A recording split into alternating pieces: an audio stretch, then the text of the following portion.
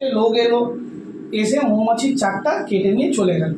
তারপরে পাখিটা পুরো ঘটনাটা দেখে, দেখার পরে মৌমাছিকে জিজ্ঞেস করে কি তোমাদের মনে দুঃখ হলো না, তুমি যে এত কষ্ট করে এই ঘরটা বাঁধলে, এত কষ্ট করে মধুটা নিয়ে এলে, এত কিছু করলে, সেই লোকটা এসে চারজন এলো সঙ্গে সঙ্গে কেটে নিয়ে চলে গেল।